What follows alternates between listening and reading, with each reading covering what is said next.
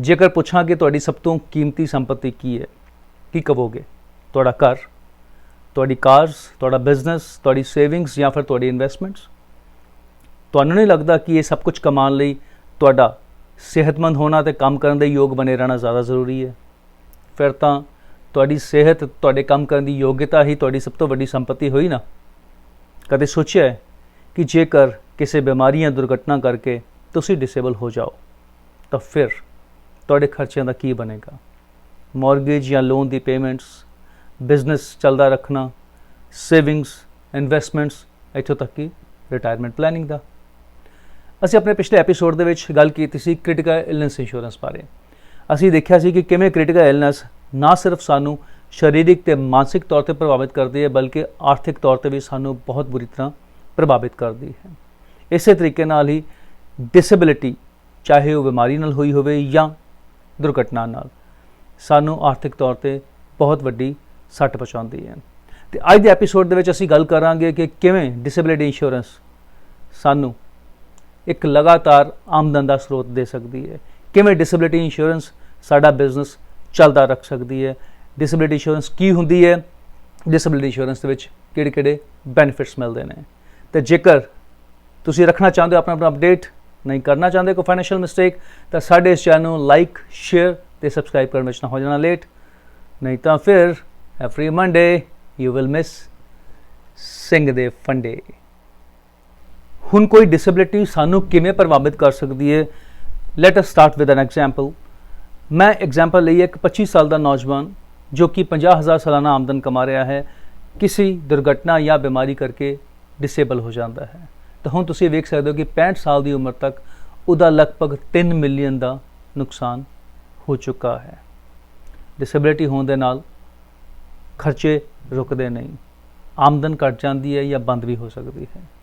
हुण इस बंद हुई आमदन या चल रहे खर्चों का इंतजाम अगर करना है तो डिसेबिलिटी इंश्योरेंस एक बहुत वधिया टूल हो सकता। हुण जेकर असीं आंकड़ियां ते गौर करिए तो कैनेडा दे विच हर दूसरा व्यक्ति कैंसर दे नाल, हर 3 विचों एक व्यक्ति स्ट्रोक दे नाल ते हर 4 चों एक व्यक्ति हार्ट अटैक दे नाल इफेक्टेड होवेगा। हुण ये सारियां गंभीर बीमारियां सानू शारीरिक, मानसिक ते आर्थिक तौर के उत्ते बहुत वड्डा नुकसान पहुँचा सकदियां ने।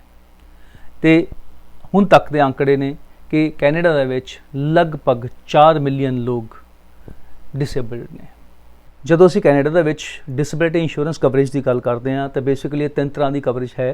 पहली है जो तुहानूं तुहाडे एम्पलॉयर वालों मिलती है, सैकेंड है जो तुसीं अपनी पर्सनल निजी डिसेबिलिटी इंश्योरेंस खरीदते हो, तो तीसरा है गवर्नमेंट वालों कुछ प्रोग्राम्स जिहड़े कि डिसेबिलिटी कवरेज करते हैं। हुण एम्पलॉयर वालों कवरेज किहो जी हुंदी है? अक्सर असीं सुनते हैं कि मैं तो अपने एम्पलॉयर तो कवर्ड हाँ। हुण ये कवरेज किहो जी है? Let's start with this. सब तो पहला असीं गल करांगे WSIB दी। WSIB मतलब वर्कर्स सेफ्टी इंश्योरेंस बोर्ड, एक अजिहा इंश्योरेंस का इंतजाम जिहड़ा कि इंपलॉयर्स लई लाजमी है। कुछ अजिहे किते ने जिन्हां दे विच इंपलॉयर्स नूं लाजमी है कि जदों भी वो अपना इंपलॉई हायर करनगे तो उसनूं WSIB कवरेज देनी पेगी, तो कुछ अजिहे भी किते ने जिन्हां दे विच ये WSIB कवरेज ऑप्शनल है। हुण WSIB कवरेज दे विच बेनिफिट्स की मिलते हैं। उस तो पहला मैं एक खास फंडा तुहानूं दस्सां कि WSIB दे विच कवरेज सिर्फ काम नाल रिलेटेड या कम उत्ते हुई कोई डिसेबिलिटी ही कवर की जाती है। मन लवो कि तुसी काम करते दौरान डिसेबल हो जाते हो या काम की वजह नाल डिसेबल हो जाते हो तो WSIB तुहानूं कवरेज देवेगी। पर इस दे उलट अगर यही डिसेबिलिटी काम तो बाहर या काम दे बिना किसी होर कारण करके होवे तो WSIB दे विच कवरेज नहीं मिलेगी। हुणे देखिए कि WSIB दे विच बेनिफिट्स की मिलते हैं। पहला है benefit of loss of earnings, यानी कि डिसेबिलिटी होने के उत्ते तुहाडी आमदन का 85% तक तुहानूं सैलरी के रूप दे विच या क्लेम के रूप दे विच मिल सकता है। WSIB दूसरा बेनिफिट है हैल्थ केयर, यानी कि हस्पताल से रिलेटेड होर खर्चे, रजिस्टर्ड नर्स, फिजियोथेरेपिस्ट, कायरोप्रैक्टर दी सर्विसेज। तीसरा बेनिफिट है return to work help. WSIB disability होने तो बाद तुहाडी रिहैबिलिटेशन विच मदद करती है तो कोशिश करती है कि तुहानूं जल्दी तो जल्दी काम दे करन दे योग बना दिता जाए, तो उस दे विच WSIB तुहाडी हेल्प करती है। WSIB की कवरेज दे विच सर्वाइवर बेनिफिट भी होंदा है, यानी कि ਕਵਰਡ ਵਿਅਕਤੀ ਦੀ ਜਦੋਂ ਮੌਤ ਹੋ ਜਾਂਦੀ ਹੈ ਤਾਂ ਉਸ ਦੇ ਪਰਿਵਾਰ ਨੂੰ ਇੱਕ ਮੁਸ਼ਤ ਰਾਸ਼ੀ ਜਾਂ ਫਿਰ ਫਿਊਨਰਲ ਤੇ ਟਰਾਂਸਪੋਰਟੇਸ਼ਨ ਕਾਸਟ ਤੱਕ ਦਾ ਵੀ ਖਰਚਾ WSIB ਦਿੰਦੀ ਹੈ। ਇਸ ਤੋਂ ਇਲਾਵਾ WSIB ਦੇ ਵਿੱਚ ਰਿਟਾਇਰਮੈਂਟ ਬੈਨੀਫਿਟਸ ਦਾ ਕੁਝ ਹੋਰ ਸਪੈਸ਼ਲ ਬੈਨੀਫਿਟਸ ਵੀ ਹੋ ਸਕਦੇ ਨੇ।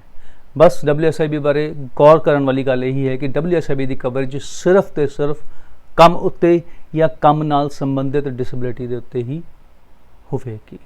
WSIB ਦੀ ਕਵਰੇਜ ਤੋਂ ਬਾਅਦ ਅਸੀਂ ਗੱਲ ਕਰਾਂਗੇ ਗਰੁੱਪ ਡਿਸੇਬਿਲਿਟੀ ਇੰਸ਼ੋਰੈਂਸ ਬੈਨੀਫਿਟਸ ਦੀ। ਗਰੁੱਪ ਬੈਨੀਫਿਟਸ ਦੇ ਵਿੱਚ ਲੌਂਗ ਟਰਮ ਡਿਸੇਬਿਲਿਟੀ ਤੇ ਸ਼ਾਰਟ ਟਰਮ ਡਿਸੇਬਿਲਿਟੀ ਦੋਨੋਂ ਕਵਰ ਹੋ ਸਕਦੀਆਂ ਨੇ, ਪਰ ਮੈਂ ਇੱਥੇ ਤੁਹਾਨੂੰ ਇੱਕ ਗੱਲ ਜ਼ਰੂਰ ਸੁਚੇਤ ਕਰਦਾ ਕਿ ਤੁਸੀਂ ਆਪਣੀ ਗਰੁੱਪ ਇੰਸ਼ੋਰੈਂਸ ਪਾਲਿਸੀ ਨੂੰ ਜ਼ਰੂਰ ਸਟੱਡੀ ਕਰ ਲੈਣਾ ਕਿ ਕੀ ਉਸ ਦੇ ਵਿੱਚ ਡਿਸੇਬਿਲਿਟੀ ਕਵਰੇਜ ਮੌਜੂਦ ਹੈ, ਕਿਉਂਕਿ ਅਕਸਰ ਇੰਪਲੋਇਰ ਪਾਲਿਸੀ ਨੂੰ ਸਸਤਾ ਰੱਖਣ ਲਈ ਡਿਸੇਬਿਲਿਟੀ ਇੰਸ਼ੋਰੈਂਸ ਨੂੰ ਆਪਸ਼ਨਲ ਰੱਖ ਲੈਂਦੇ ਨੇ ਤੇ ਕਈ ਵਾਰ ਉਹ ਪਾਲਿਸੀਜ਼ ਦੇ ਵਿੱਚ ਇਨਕਲੂਡ ਨਹੀਂ ਹੁੰਦੀ, ਜਾਂ ਕਈ ਵਾਰ ਅਸੀਂ ਵੀ ਪਾਲਿਸੀ ਦੇ ਉੱਤੇ ਸਾਈਨ ਕਰਨ ਵੇਲੇ ਡਿਸੇਬਿਲਿਟੀ ਇੰਸ਼ੋਰੈਂਸ ਨੂੰ ਆਪਸ਼ਨਲ ਸਮਝ ਕੇ ਛੱਡ ਦਿੰਦੇ ਹਾਂ। ਇਸ ਲਈ ਇਸ ਚੀਜ਼ ਨੂੰ ਸੁਨਿਸ਼ਚਿਤ ਬਣਾਉਣਾ ਬਹੁਤ ਜ਼ਰੂਰੀ ਹੈ ਕਿ ਗਰੁੱਪ ਪਾਲਿਸੀ ਦਾ ਹਿੱਸਾ ਹੁੰਦਿਆਂ ਕੀ ਤੁਸੀਂ ਗਰੁੱਪ ਡਿਸੇਬਿਲਿਟੀ ਕਵਰੇਜ ਵਿੱਚ ਸ਼ਾਮਿਲ ਹੋ ਜਾਂ ਨਹੀਂ। ਹੁਣ ਗਰੁੱਪ ਡਿਸੇਬਿਲਿਟੀ ਇੰਸ਼ੋਰੈਂਸ ਦੇ ਵਿੱਚ ਪ੍ਰੀਮੀਅਮ ਤੇ ਇਨਕਮ ਟੈਕਸ ਦਾ ਆਪਸ ਦੇ ਵਿੱਚ ਕੁਝ ਸੰਬੰਧ ਹੈ, ਜੋ ਕਿ ਮੈਂ ਇਵੇਂ ਐਕਸਪਲੇਨ ਕਰਾਂਗਾ ਕਿ ਜੇਕਰ ਤੁਹਾਡਾ ਡਿਸੇਬਿਲਿਟੀ ਇੰਸ਼ੋਰੈਂਸ ਪ੍ਰੀਮੀਅਮ ਇੰਪਲੋਇਰ ਭਰ ਰਿਹਾ ਹੈ ਤੇ ਕਲੇਮ ਲੈਣ ਵੇਲੇ ਤੁਹਾਡੇ ਲਈ ਉਹ ਰਕਮ ਟੈਕਸੇਬਲ ਹੋਵੇਗੀ। ਲੇਕਿਨ ਜੇਕਰ ਡਿਸੇਬਿਲਿਟੀ ਇੰਸ਼ੋਰੈਂਸ ਦਾ ਪ੍ਰੀਮੀਅਮ ਤੁਸੀਂ ਵੀ ਭਰਿਆ ਹੈ ਜਾਂ ਸਾਰੇ ਦਾ ਸਾਰਾ ਤੁਸੀਂ ਭਰਿਆ ਹੈ ਤਾਂ ਫਿਰ ਤੁਹਾਡੀ ਕੰਟਰੀਬਿਊਸ਼ਨ ਦੀ ਹੱਦ ਤੱਕ ਮਿਲਣ ਵਾਲਾ ਕਲੇਮ ਤੁਹਾਡੇ ਲਈ ਨਾਨ ਟੈਕਸੇਬਲ ਹੋਵੇਗਾ। ਗਰੁੱਪ ਡਿਸੇਬਿਲਿਟੀ ਇੰਸ਼ੋਰੈਂਸ ਬੈਨੀਫਿਟ ਲੈਣ ਲਈ ਜ਼ਰੂਰੀ ਨਹੀਂ ਕਿ ਡਿਸੇਬਿਲਿਟੀ ਕੰਮ ਤੇ ਹੀ ਹੋਈ ਹੋਵੇ, ਇਹ ਡਿਸੇਬਿਲਿਟੀ ਕਿਤੇ ਵੀ ਹੋ ਸਕਦੀ ਹੈ। ਪਰ ਇੱਥੇ ਇੱਕ ਯਾਦ ਰੱਖਣ ਵਾਲੀ ਰਿਕਾਰਡ ਕਰਨ ਵਾਲੀ ਗੱਲ ਇਹ ਹੈ ਕਿ ਗਰੁੱਪ ਇੰਸ਼ੋਰੈਂਸ ਡਿਸੇਬਿਲਿਟੀ ਬੈਨੀਫਿਟ ਤਦ ਤੱਕ ਹੀ ਕਵਰੇਜ ਦਿੰਦਾ ਹੈ ਜਦ ਤੱਕ ਤੁਸੀਂ ਉਸ ਗਰੁੱਪ ਦੇ ਮੈਂਬਰ ਬਣੇ ਰਹਿੰਦੇ ਹੋ। ਜੇਕਰ ਤੁਸੀਂ ਕਿਸੇ ਵਜ੍ਹਾ ਕਰਕੇ ਆਪਣੀ ਜੌਬ ਛੱਡ ਦਿੰਦੇ ਹੋ ਤਾਂ ਉਸ ਗਰੁੱਪ ਦਾ ਮੈਂਬਰ ਨਹੀਂ ਰਹਿੰਦੇ ਤਾਂ ਫਿਰ ਇਹ ਡਿਸੇਬਿਲਿਟੀ ਕਵਰੇਜ ਵੀ ਖਤਮ ਹੋ ਜਾਵੇ। ਹੁਣ ਕੀ ਹੋਵੇਗਾ ਜੇਕਰ ਅਸੀਂ ਨਾ ਤਾਂ WSIB ਵੱਲੋਂ ਕਵਰ ਹਾਂ, ਨਾ ਅਸੀਂ ਕਿਸੇ ਗਰੁੱਪ ਦਾ ਹਿੱਸਾ ਹਾਂ ਤੇ ਨਾ ਹੀ ਸਾਡੇ ਕੋਲ ਆਪਣੀ ਪਰਸਨਲ ਡਿਸੇਬਿਲਿਟੀ ਇੰਸ਼ੋਰੈਂਸ ਹੈ? ਫਿਰ ਖਰਚੇ ਚੱਲਦੇ ਰਹਿਣਗੇ, ਆਮਦਨ ਘਟ ਜਾਏਗੀ ਜਾਂ ਬੰਦ ਹੋ ਜਾਏਗੀ ਤੇ ਅਸੀਂ ਆਰਥਿਕ ਤੌਰ ਤੇ ਬਹੁਤ ਵੱਡੀ ਬਦਹਾਲੀ ਦਾ ਸ਼ਿਕਾਰ ਹੋ ਸਕਦੇ ਹਾਂ। ਇਸ ਲਈ ਜ਼ਰੂਰੀ ਹੈ ਕਿ ਸਾਡੇ ਕੋਲ ਕਿਸੇ ਨਾ ਕਿਸੇ ਤਰੀਕੇ ਦੀ ਡਿਸੇਬਿਲਿਟੀ ਇੰਸ਼ੋਰੈਂਸ ਕਵਰੇਜ ਜ਼ਰੂਰ ਹੋਣੀ ਚਾਹੀਦੀ ਹੈ ਤੇ ਇੱਥੇ ਫਿਰ ਕੰਮ ਆਵੇਗੀ ਸਾਡੀ ਆਪਣੀ ਪਰਸਨਲ ਡਿਸੇਬਿਲਿਟੀ ਇੰਸ਼ੋਰੈਂਸ। ਤੇ ਹੁਣ ਅਸੀਂ ਗੱਲ ਕਰਾਂਗੇ ਕਿ ਪਰਸਨਲ ਡਿਸੇਬਿਲਿਟੀ ਇੰਸ਼ੋਰੈਂਸ ਕੀ ਹੁੰਦੀ ਹੈ ਤੇ ਪਰਸਨਲ ਡਿਸੇਬਿਲਿਟੀ ਇੰਸ਼ੋਰੈਂਸ ਕਿਵੇਂ ਕੰਮ ਕਰਦੀ ਹੈ। ਇੱਥੇ ਮੈਂ ਇੱਕ ਗੱਲ ਦਾ ਜ਼ਿਕਰ ਜ਼ਰੂਰ ਕਰਦਾ ਕਿ ਡਿਸੇਬਿਲਿਟੀ ਇੰਸ਼ੋਰੈਂਸ ਦੇ ਵਿੱਚ ਮਿਲਣ ਵਾਲਾ ਬੈਨੀਫਿਟ ਤੁਹਾਡੀ ਆਮਦਨ ਦੇ ਉੱਤੇ ਨਿਰਭਰ ਕਰਦਾ ਹੈ, ਜੋ ਕਿ ਡਿਸੇਬਿਲਿਟੀ ਕਲੇਮ ਲੈਣ ਵੇਲੇ ਹੋਵੇਗੀ। ਕਿਸੇ ਵੀ ਤਰੀਕੇ ਨਾਲ ਡਿਸੇਬਿਲਿਟੀ ਬੈਨੀਫਿਟ ਦਾ ਮਕਸਦ ਤੁਹਾਨੂੰ ਪਹਿਲੀ ਸਥਿਤੀ ਨਾਲੋਂ ਬਿਹਤਰ ਬਣਾਉਣਾ ਨਹੀਂ ਹੈ। ਮੰਨ ਲਓ ਕਿ ਜੇਕਰ ਤੁਸੀਂ ਹਰ ਮਹੀਨੇ $5000 ਦੀ ਆਮਦਨ ਕਮਾਉਂਦੇ ਹੋ ਤੇ ਸਾਰੇ ਡਿਸੇਬਿਲਿਟੀ ਬੈਨੀਫਿਟ ਮਿਲਾ ਕੇ ਵੀ $5000 ਤੋਂ ਜ਼ਿਆਦਾ ਰਕਮ ਨਹੀਂ ਹੋ ਸਕਦੀ। ਡਿਸੇਬਿਲਿਟੀ ਇੰਸ਼ੋਰੈਂਸ ਵਿੱਚ ਮਿਲਣ ਵਾਲਾ ਬੈਨੀਫਿਟ ਤੁਹਾਡੀ ਆਮਦਨ ਦੇ ਆਧਾਰਿਤ ਹੁੰਦਾ ਹੈ, ਜੋ ਕਿ ਡਿਸੇਬਿਲਿਟੀ ਕਲੇਮ ਲੈਣ ਵੇਲੇ ਹੁੰਦੀ ਹੈ। ਹੁਣ ਡਿਸੇਬਿਲਿਟੀ ਇੰਸ਼ੋਰੈਂਸ ਬੈਨੀਫਿਟ ਦਾ ਕਲੇਮ ਦਾ ਮਕਸਦ ਬਿਲਕੁਲ ਇਹ ਵੀ ਨਹੀਂ ਹੁੰਦਾ ਕਿ ਕਿਸੇ ਵੀ ਤਰੀਕੇ ਨਾਲ ਤੁਹਾਨੂੰ ਤੁਹਾਡੀ ਪਹਿਲੇ ਵਾਲੀ ਸਥਿਤੀ ਨਾਲੋਂ ਬਿਹਤਰ ਹਾਲਾਤ ਮਿਲ ਜਾਣ, ਯਾਨੀ ਕਿ ਤੁਹਾਡਾ ਕਲੇਮ ਤੁਹਾਡੀ ਆਮਦਨ ਤੋਂ ਜ਼ਿਆਦਾ ਵੱਧ ਜਾਵੇ। ਬੇਸ਼ੱਕ ਤੁਸੀਂ WSIB, ਬੇਸ਼ੱਕ ਤੁਸੀਂ ਆਪਣੀ ਪਰਸਨਲ ਇੰਸ਼ੋਰੈਂਸ ਪਾਲਿਸੀ ਕਿਉਂ ਨਾ ਲਈ ਹੋਵੇ, ਅਗਰ ਕਲੇਮ ਵੇਲੇ ਜਦੋਂ ਕਲੇਮ ਵੇਖਿਆ ਜਾਵੇਗਾ ਤਾਂ ਤੁਹਾਡੀ ਆਮਦਨ ਨੂੰ ਮੱਦੇਨਜ਼ਰ ਰੱਖ ਕੇ ਹੀ ਕਲੇਮ ਦਿੱਤਾ ਜਾਵੇਗਾ ਤੇ ਇਹਨੂੰ ਇੰਟੀਗ੍ਰੇਸ਼ਨ ਆਫ ਕਲੇਮਸ ਕਹਿੰਦੇ ਨੇ, ਯਾਨੀ ਕਿ ਕਿਸੇ ਵੀ ਤਰੀਕੇ ਨਾਲ ਤੁਹਾਡਾ ਕਲੇਮ ਤੁਹਾਡੀ ਆਮਦਨ ਦੇ 85% ਤੋਂ ਜ਼ਿਆਦਾ ਨਹੀਂ ਹੋ ਸਕਦਾ। ਹੁਣ ਜਿਵੇਂ ਕਿ ਅਸੀਂ ਦੇਖਿਆ ਕਿ WSIB ਤਾਂ ਇੰਪਲੋਇਰ ਵੱਲੋਂ ਦਿੱਤੀ ਜਾਂਦੀ ਹੈ, ਗਰੁੱਪ ਇੰਸ਼ੋਰੈਂਸ ਦੇ ਵਿੱਚ ਅਸੀਂ ਗਰੁੱਪ ਦਾ ਹਿੱਸਾ ਹੁੰਦੇ ਹਾਂ, ਪਰ ਪਰਸਨਲ ਡਿਸੇਬਿਲਿਟੀ ਇੰਸ਼ੋਰੈਂਸ ਅਸੀਂ ਆਪਣੇ ਮੁਤਾਬਕ ਚੂਜ਼ ਕਰ ਸਕਦੇ ਹਾਂ। ਅਸੀਂ ਚਾਹੀਏ ਤਾਂ ਪਰਸਨਲ ਡਿਸੇਬਿਲਿਟੀ ਇੰਸ਼ੋਰੈਂਸ ਸਿਰਫ ਦੁਰਘਟਨਾ ਨਾਲ ਹੋਈ ਡਿਸੇਬਿਲਿਟੀ ਲਈ ਕਵਰੇਜ ਲੈ ਸਕਦੇ ਹਾਂ, ਜਾਂ ਅਸੀਂ ਦੁਰਘਟਨਾ ਤੇ ਬਿਮਾਰੀ ਦੋਨਾਂ ਦੀ ਕਵਰੇਜ ਲਈ ਡਿਸੇਬਿਲਿਟੀ ਇੰਸ਼ੋਰੈਂਸ ਬੈਨੀਫਿਟ ਲੈ ਸਕਦੇ ਹਾਂ। ਦੂਸਰੀ ਗੱਲ, ਅਸੀਂ ਸਾਰਾ ਦਿਨ ਕੰਮ ਤੇ ਤਾਂ ਨਹੀਂ ਰਹਿੰਦੇ। ਉਹ ਵਕਤ ਜਦੋਂ ਅਸੀਂ ਕੰਮ ਤੇ ਨਹੀਂ ਹੁੰਦੇ ਹਾਂ ਜਾਂ ਅਸੀਂ ਘਰ ਹੁੰਦੇ ਹਾਂ ਜਾਂ ਕਿਤੇ ਘੁੰਮਣ ਫਿਰਨ ਜਾਂਦੇ ਹਾਂ, ਡਿਸੇਬਿਲਿਟੀ ਤਾਂ ਤਦ ਵੀ ਹੋ ਸਕਦੀ ਹੈ। ਹੁਣ WSIB ਨੇ ਕਵਰ ਨਹੀਂ ਕਰਨਾ, ਗਰੁੱਪ ਦਾ ਹਿੱਸਾ ਅਗਰ ਅਸੀਂ ਨਹੀਂ ਹੈ ਤਾਂ ਉੱਥੇ ਪਰਸਨਲ ਡਿਸੇਬਿਲਿਟੀ ਇੰਸ਼ੋਰੈਂਸ ਕੰਮ ਆ ਸਕਦੀ ਹੈ। ਇਸ ਦੇ ਵਿੱਚ ਅਸੀਂ ਚਾਹੀਏ ਤਾਂ 24 ਘੰਟੇ ਦੀ ਕਵਰੇਜ ਵੀ ਲੈ ਸਕਦੇ ਹਾਂ। ਤੇ ਅਗਰ ਸਾਨੂੰ ਕੰਮ ਤੋਂ WSIB ਦੀ ਕਵਰੇਜ ਮਿਲੀ ਹੋਈ ਹੈ ਤਾਂ ਅਸੀਂ ਚਾਹੀਏ ਤਾਂ ਇਸ ਦੇ ਵਿੱਚ ਸਿਰਫ ਬਿਨਾਂ ਕੰਮ ਦੇ ਸਮੇਂ ਦੇ ਵਾਲੀ ਕਵਰੇਜ ਵੀ ਲੈ ਸਕਦੇ ਹਾਂ, ਯਾਨੀ ਕਿ ਉਹ ਸਮਾਂ ਜਦੋਂ ਅਸੀਂ ਕੰਮ ਤੇ ਨਹੀਂ ਹਾਂ ਸਿਰਫ ਉਸ ਵੇਲੇ ਸਾਡੀ ਨਿੱਜੀ ਡਿਸੇਬਿਲਿਟੀ ਇੰਸ਼ੋਰੈਂਸ ਕਵਰੇਜ ਕਰੇਗੀ, ਅਦਰਵਾਈਜ਼ ਸਾਡੀ WSIB ਪਾਲਿਸੀ ਸਾਨੂੰ ਕੰਮ ਵੇਲੇ ਕਵਰ ਕਰਦੀ ਰਹੇਗੀ। ਹੁਣ WSIB ਤੁਹਾਡੀ ਗਰੁੱਪ ਡਿਸੇਬਿਲਿਟੀ ਇੰਸ਼ੋਰੈਂਸ ਤੇ ਤੁਹਾਡੀ ਪਰਸਨਲ ਇੰਸ਼ੋਰੈਂਸ ਦੇ ਇਲਾਵਾ ਵੀ ਕੁਝ ਪ੍ਰੋਵੀਜ਼ਨਸ ਨੇ ਜਿਹੜੇ ਕਿ ਡਿਸੇਬਿਲਿਟੀ ਹੋਣ ਦੇ ਉੱਤੇ ਬੈਨੀਫਿਟਸ ਦੇ ਸਕਦੇ ਨੇ, ਜਿਵੇਂ ਕਿ EI ਯਾਨੀ ਕਿ employment insurance, CPP disability benefits ਤੇ ਕੁਝ ਪ੍ਰੋਵਿੰਸ਼ੀਅਲ ਸਰਕਾਰਾਂ ਵੱਲੋਂ ਵੀ ਡਿਸੇਬਿਲਿਟੀ ਦੇ ਪ੍ਰੋਗਰਾਮਸ ਚਲਾਏ ਜਾਂਦੇ ਨੇ, ਜਿਵੇਂ ਕਿ ਓਨਟਾਰੀਓ ਦੇ ਵਿੱਚ ODSP ਪ੍ਰੋਗਰਾਮ। ਪਰ ਇੱਥੇ ਗੱਲ ਗੌਰ ਕਰਨ ਵਾਲੀ ਇਹ ਹੈ ਕਿ ਚਾਹੇ ਉਹ EI ਹੋਵੇ, CPP ਹੋਵੇ ਜਾਂ ODSP ਹੋਵੇ, ਇਹਨਾਂ ਦਾ ਬੈਨੀਫਿਟ ਕਿਸੇ ਵੀ ਤਰ੍ਹਾਂ ਨਾਲ WSIB ਗਰੁੱਪ ਬੈਨੀਫਿਟਸ ਜਾਂ ਪਰਸਨਲ ਇੰਸ਼ੋਰੈਂਸ ਦੇ ਵਿੱਚ ਮਿਲਣ ਵਾਲੇ ਬੈਨੀਫਿਟਸ ਦੇ ਬਰਾਬਰ ਨਹੀਂ ਹੋ ਸਕਦਾ। ਇਸ ਕਰਕੇ ਹਮੇਸ਼ਾ ਇਹੀ ਸਲਾਹ ਦਿੱਤੀ ਜਾਂਦੀ ਹੈ ਕਿ ਤੁਹਾਡੇ ਕੋਲ ਕੋਈ ਨਾ ਕੋਈ ਡਿਸੇਬਿਲਿਟੀ ਇੰਸ਼ੋਰੈਂਸ ਪਾਲਿਸੀ ਆਪਣੀ ਜ਼ਰੂਰ ਹੋਣੀ ਚਾਹੀਦੀ ਹੈ। ਹੁਣ ਮੈਂ ਡਿਸੇਬਿਲਿਟੀ ਇੰਸ਼ੋਰੈਂਸ ਨੂੰ ਲੈ ਕੇ ਇੱਕ ਬੜਾ ਅਹਿਮ ਫੰਡਾ ਡਿਸਕਸ ਕਰਾਂਗਾ, ਉਹ ਹੈ ਸੈਲਫ ਇੰਪਲੋਇਡ ਐਂਟਰਪ੍ਰੈਨਿਓਰਸ ਲਈ। ਹੁਣ ਸੈਲਫ ਇੰਪਲੋਇਡ ਐਂਟਰਪ੍ਰੈਨਿਓਰਸ ਆਪਣੇ ਬਿਜ਼ਨਸ ਉੱਤੇ ਡਿਪੈਂਡੈਂਟ ਹੁੰਦੇ ਨੇ ਤੇ ਜੇਕਰ ਉਹਨਾਂ ਨੂੰ ਡਿਸੇਬਿਲਿਟੀ ਹੋ ਜਾਵੇ ਤਾਂ ਫਿਰ ਉਹਨਾਂ ਦਾ ਬਿਜ਼ਨਸ ਕਿਵੇਂ ਚੱਲੇਗਾ। ਇੱਥੇ ਫਿਰ ਕੰਮ ਆਉਂਦੀ ਹੈ ਡਿਸੇਬਿਲਿਟੀ ਦੀ ਓਵਰਹੈਡ ਐਕਸਪੈਂਸਿਸ ਪਾਲਿਸੀ। ਕਿਵੇਂ ਕੰਮ ਕਰਦੀ ਹੈ ਓਵਰਹੈਡ ਐਕਸਪੈਂਸਿਸ ਪਾਲਿਸੀ, ਆਓ ਡਿਸਕਸ ਕਰੀਏ ਇਸ ਦੇ ਬਾਰੇ। ਹੁਣ ਜੇਕਰ ਤੁਸੀਂ ਸੈਲਫ ਇੰਪਲੋਇਡ ਹੋ, ਆਪਣਾ ਬਿਜ਼ਨਸ ਐਕਟਿਵਲੀ ਸੰਭਾਲ ਰਹੇ ਹੋ, ਤੇ ਕੀ ਹੋਵੇਗਾ ਜੇਕਰ ਤੁਸੀਂ ਡਿਸੇਬਲ ਹੋ ਜਾਓ। ਤੁਹਾਡੇ ਕੋਲ ਕੀ ਆਪਸ਼ਨਸ ਨੇ, ਜਾਂ ਤਾਂ ਬਿਜ਼ਨਸ ਬੰਦ ਹੋ ਜਾਵੇਗਾ ਜਾਂ ਫਿਰ ਬਿਜ਼ਨਸ ਨੂੰ ਚੱਲਦਾ ਰੱਖਣ ਲਈ ਸਾਨੂੰ ਹੋ ਸਕਦਾ ਆਪਣੀਆਂ ਕੁਝ ਪ੍ਰਾਪਰਟੀਆਂ ਜਾਂ ਸੰਪਤੀਆਂ ਵੇਚਣੀਆਂ ਪੈਣ। ਪਰ ਇੱਥੇ ਬਿਜ਼ਨਸ ਓਵਰਹੈਡ ਐਕਸਪੈਂਸਿਸ ਪਾਲਿਸੀ ਬਹੁਤ ਕੰਮ ਆ ਸਕਦੀ ਹੈ। ਬਿਜ਼ਨਸ ਓਵਰਹੈਡ ਐਕਸਪੈਂਸਿਸ ਪਾਲਿਸੀ ਤੁਹਾਡੇ ਉਹਨਾਂ ਖਰਚਿਆਂ ਦਾ ਧਿਆਨ ਰੱਖਦੀ ਹੈ ਜਿਹੜੇ ਕਿ ਖਰਚੇ ਤੁਹਾਡੇ ਕੰਮ ਕਰਨ ਦੇ ਕਾਬਿਲ ਰਹਿਣ ਦੇ ਜਾਂ ਨਾ ਕਾਬਿਲ ਰਹਿਣ ਦੇ ਵੀ ਬਾਵਜੂਦ ਚੱਲਦੇ ਰਹਿਣਗੇ, ਜਿਵੇਂ ਕਿ ਇੰਪਲੋਈਜ਼ ਦੀ ਸੈਲਰੀ, ਤੁਹਾਡੇ ਬਿਜ਼ਨਸ ਦਾ ਕਿਰਾਇਆ, ਤੁਹਾਡੇ ਲੋਨ ਦਾ ਇੰਟਰਸਟ ਤੇ ਅਕਾਊਂਟਿੰਗ ਫੀ ਐਟਸੈਟਰਾ।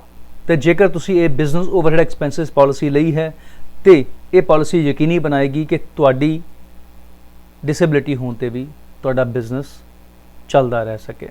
ਜੇਕਰ ਤੁਸੀਂ ਟਰਾਂਸਪੋਰਟ ਇੰਡਸਟਰੀ ਨਾਲ ਸੰਬੰਧਿਤ ਹੋ ਤਾਂ ਇੰਡੀਪੈਂਡੈਂਟ ਓਨਰ ਆਪਰੇਟਰ ਹੋ ਤਾਂ ਇਹ ਬਿਜ਼ਨਸ ਓਵਰਹੈਡ ਐਕਸਪੈਂਸਿਸ ਪਾਲਿਸੀ ਨਵੇਂ ਡਰਾਈਵਰ ਤੱਕ ਦੀ ਰਿਪਲੇਸਮੈਂਟ ਦੇ ਲਈ ਤੁਹਾਨੂੰ ਕਵਰੇਜ ਦੇ ਸਕਦੀ ਹੈ।